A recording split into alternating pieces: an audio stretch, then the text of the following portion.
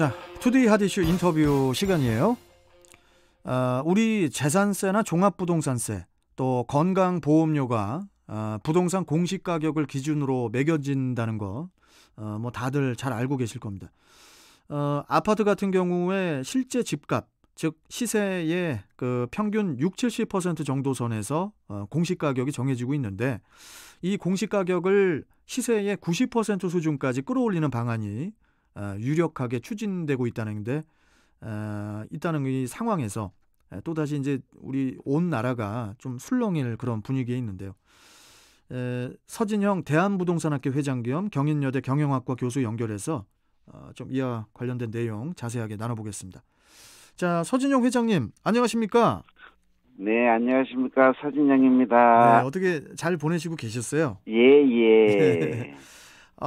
정부가 2030년까지 모든 부동산 공시가격을 시세의 90%까지 끌어올린다는 목표를 세웠습니다. 예. 이 같은 공시가격 현실화 방안이 시행이 되면 고가 주택 보유자뿐만이 아니고 네. 상대적으로 또 저렴한 주택을 보유한 서민층까지도 세금 부담이 많이 늘어날 것 같다는 그런 생각이 드는데 네. 이 부분 어떻게 보십니까? 우리 이제 부동산 가격에는 뭐 실거래가, 시세, 호가, 공시지가 이런 뭐 여러 가지 종류들이 있지 않습니까? 그죠? 그렇죠. 이 대표적으로 시세 같은 경우에는 이 부동산이 실제 시장에서 거래되는 가격을 말하고 네. 이 공시가격 같은 경우에는 이제 뭐 정부가 직접 조사해서 산정하는 어떤 가격들을 말해요. 근데 여기서 이제 공시가격이 대부분 이제 부동산 세금의 기준이 된다는데 이제 문제가 된다는 겁니다. 특히 이제 뭐 재산세와 종부세의 기준이 되는데 이 부동산을 보유한 사람들은 이 정부의 어떤 공시가 현실화 방침에 따라서 주택가격 상승에 따른 이 우려와 어떤 부담감들을 많이 느낀다는 겁니다. 왜냐하게 되면 뭐 건강보험료라든가 뭐 기초생활 그 보장급여 이런 거 있지 않습니까? 그죠? 그러니까 세금이 더 계속 다 올라가니까. 한 60여 개 분야에서 적용이 된다는 겁니다. 결국은 이 공시지가를 올리게 되면 이게 뭐 이 고액주택자뿐만 아니라 모든 부동산 소유자들이 세액 부담이 늘어난다는 거예요. 그러다 보니까 이제 이 공시지가 현실화 로드맵이 결국 이제 서민들의 세금 부담도 상당히 늘어나지 않을까.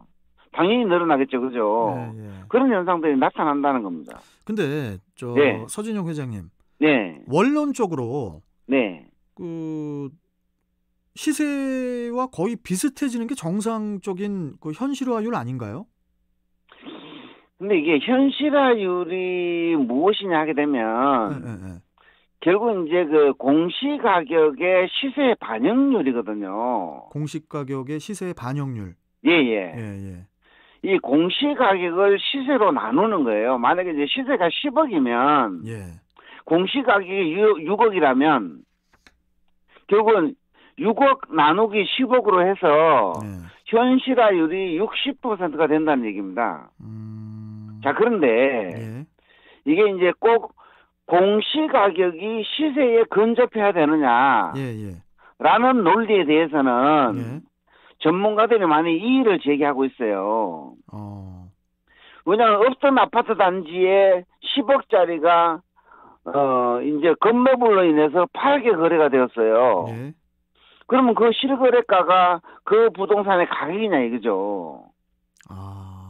그 실거래가가 부동산의 가격이냐? 그럴 수도 있잖아요. 그리고 이제 근데 그렇지 않은 경우들이 더 많다는 얘기예요.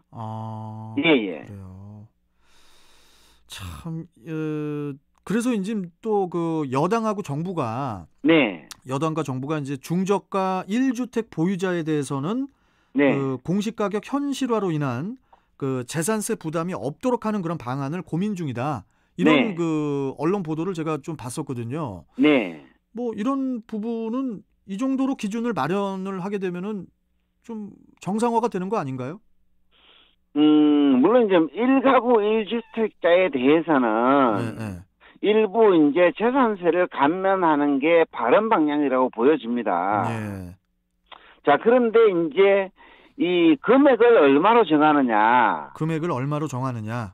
결국은 이러한 것들은 사회적 합의를 통해서 이끌어내야 된다는 거예요. 왜냐하게 되면 뭐 1가구 1주택자 중에서도 6억이 넘거나 9억이 넘더라도 예를 들어서 뭐 그 주택 하나밖에 없고 그다음에 은퇴자이고 소득도 없고 이러면 이제 그런 사람들도 어느 정도 이제 감면을 해주는 형평성이 필요하다는 거죠. 그거 되게 또 중요한 말씀이시네요. 그 부분도. 예. 자, 그리고 예. 그 전세 이야기를 좀 해볼게요, 회장님. 예. 그 요새 그 전세 난민이라는 말이 자꾸 나오고 있잖아요. 네. 그 저희가 이제 2주 전이었죠. 이런 내용을 또 우리 회장님과 이야기를 또 나누긴 했었지만은, 네. 이 수도권의 전세 품귀 현상이 이게 지금 그 다른 지역에도 좀 이게 퍼져가고 있는 상황입니까? 어떻습니까, 지금? 이게 이제 그 각종 정부에서 발표하는 지표, 그다음 이제 현장의 목소리들을 종합하게 되면. 이게 이제 전세 매물 품귀 현상이 어떤 그 전국의 전세값 상승폭으로 계속 확대되고 있는 것으로 이렇게 나타나고 있습니다. 서울도 사실 뭐 70주 연속 올랐고, 그렇죠. 뭐 전국 상승률도 사실 뭐 최근에 이제 가장 높은 것으로 나타나고 있는데, 특히 뭐 이제 세종, 울산, 인천 이런 식으로 이제 전세값이 큰 폭으로 상승을 해서 전국으로 퍼지고 있는 것으로 이렇게 나타나고 있어요. 결국은 이러한 것들이 뭐 저금리 상황이라든지 풍부한 유동성이라든지 이런 것들도 원인이 있지만 결국은 이제 뭐 임대차 보호 3법 그다음에 이제 청약 대기 수요들 이런 것들로 인해서 어떤 매물 부족 현상들이 전국적으로 이렇게 지속되고 있는 것으로 이렇게 판단할 수가 있어요. 월세도 많이 또 오르고 있는 분위기라서 나 월세는 이게 너무 비싸서 못 가겠다. 전세 알아봐야겠다. 이런 분위기도 있을 거 아니에요, 또. 예, 그렇죠. 예.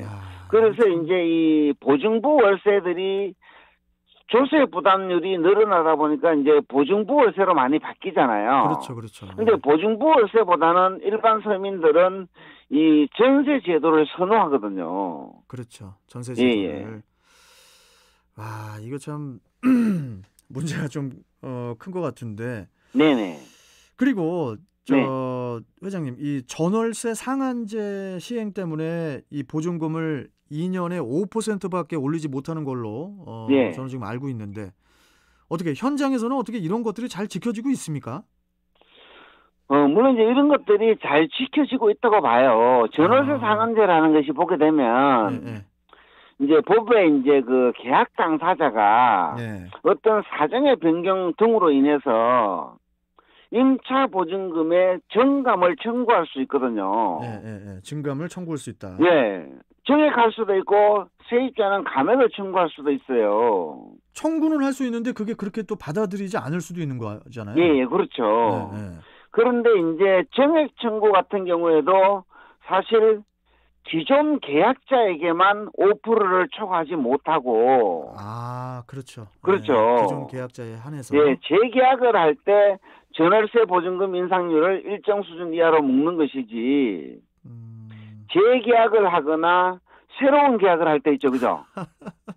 계약 갱신의 경우에만 적용되고. 그러면 회장님, 이거 지금 전월세 상한제가 이게 필요한 상황입니까 지금?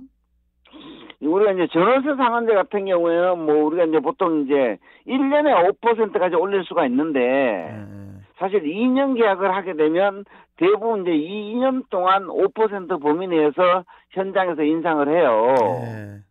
그럼 2년 동안 사실 5%라면 사실 적은 금액이 아니거든요. 그렇죠. 그래서 어쨌든 뭐 기존 계약자들에게 갱신 청구를 할 때 5% 범위 내에서 제한하는 것은 그래도 바람직한 방향이라고 보여져요.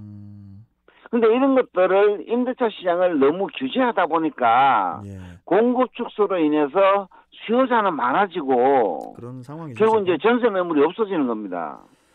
참 그러다 보니까 이제 예. 이 임대차 계약 같은 경우에도 수요와 공급에 의해서 가격이 결정되는 예. 이런 현상들을 좀 존중해야만 부동산 시장이 좀 안정되지 않을까 예, 예. 이렇게 생각을 해요. 참 뭐 지금 뭐 부동산 안정화를 위한 여러 대책들이 지금 계속 나오고 있는데 네, 여하튼 우리 국민 모두가 좀 그 수긍할 수 있는 네. 그런 결론이 좀 나왔으면 하고요. 네, 자, 부동산 문제는 뭐 정말 끝이 없는 것 같습니다. 예, 예, 예, 끝이 없기 때문에 우리 서진영 회장님하고는 제가 계속 만나야 돼요.